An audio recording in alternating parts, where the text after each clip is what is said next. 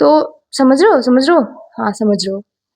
क्या कहना है, मैंने 3 घंटे तक लिखा है, मैंने लिखा है 3 घंटे तक लेजिट। मैंने नहीं एंड ठीक है यार, फेमस हो ही जाएँगे एक ना एक दिन।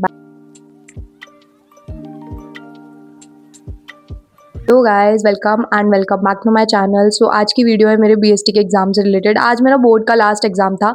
काश मैं ऐसा कह पाती but I am God's favourite child, तो ऐसा नहीं हो सकता। मेरा आज लास्ट एग्ज़ाम नहीं था, मेरा 6th ऑफ अप्रैल को बैंकिंग का एग्ज़ाम है। बट चलो ठीक है, without any further delay let's come to the main topic. BST का एग्ज़ाम कैसा था? बीएसटी का एग्ज़ाम ठीक था।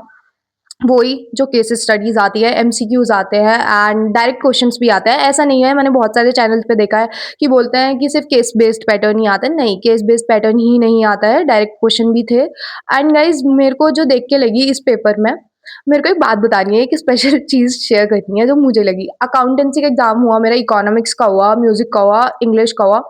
तो उनमें क्या था कि मैंने पीवाईक्यूज़ करे, इसमें भी करे, पीवाईक्यूज़ करे, बट ऐसा नहीं था कि कोई एमसीक्यू डायरेक्ट आया अकाउंटेंसी में से, कोई डायरेक्ट इकोनॉमिक्स में से उठ के आया, ऐसे नहीं आते हैं, ठीक है?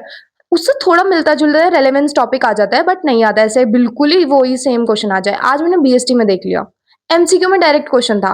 अब जो क्लास 12 में अभी-अभी बच्चे आए हैं, उन्हें क्या इस चीज़ से पता चलता है कि पीवाईक्यूज़ आर रियली इंपॉर्टेंट।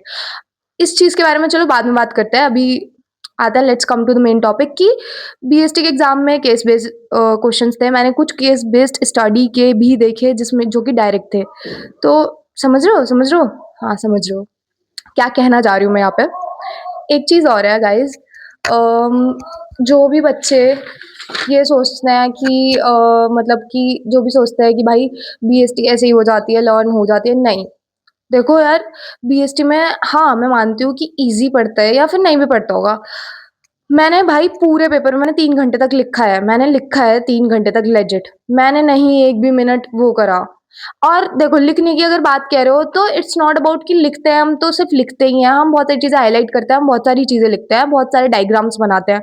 तो मैंने चाहे कोई भी पेपर था मेरा, इकोनॉमिक्स का था, इवन अकाउंटेंसी, 15 मिनट रहे मेरे पास कि हाँ, आई एम फ्री नाउ, अब मैं देख सकती हूँ, चेक कर सकती हूँ।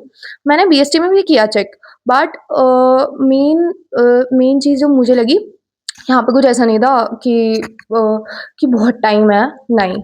मैं देख रही थी, मेरा हाथ ही नहीं रुका, मेरा 3 घंटे तक हाथ नहीं रुका था। मैं 3 घंटे लगातार मैं 127, 1 बज के 27 मिनट हो रहे थे। 1 बज के कुछ, तो मैं तब तक भी काम कर रही थी, कुछ ना कुछ, कुछ ना कुछ, कुछ ना कुछ, और वो कुछ ना कुछ में बहुत सारी चीज़ें आती हैं, आप नहीं समझ पाओगे, ठीक है? तो समझ भी सकते हो।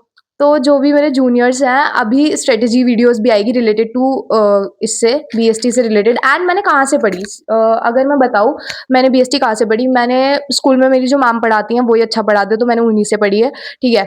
बाकी मैंने यूट्यूब से ऐसे नहीं पढ़ी है कि मैं बीएसटी के कॉन्सेप्ट समझ रही थी, वो मैंने अपनी मैम से ही समझा स्कूल में। बाकी जैसे टॉप 100 एमसीक्यूज़ या फिर केस बेस्ड स्टडी सॉल्व करने के लिए मैंने गूगल से, यूट्यूब से या मैम जो भेजती थी वो करे हैं। बाकी सुनील पांडा सर, फिर से मैं बताऊँगी, उनके जैसे एमसीक्यू निकालते थे, उन्होंने अपनी सीरीज़ में कुछ क्वेश्चंस कराए तो वो करे।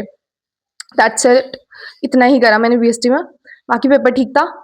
एंड अगर तुम अभी क्लास 12 में कॉमर्स में हो या क्लास 11 में कॉमर्स में आए हो, तो मुझे लगता है कि तुम्हें फॉलो कर लेना चाहिए, मुझे सब्सक्राइब कर लेना चाहिए। सब्सक्राइब कर लो, और भी स्ट्रेटेजी वीडियोज़ आएँगी रिलेटेड टू 11, 12, 10 से रिलेटेड मैंने पहले ही ड्रॉप आउट कर दिया। तो ठीक है, subscribe my channel, like my videos and ठीक है यार, फेमस हो ही जाएँगे एक ना एक दिन। बाय।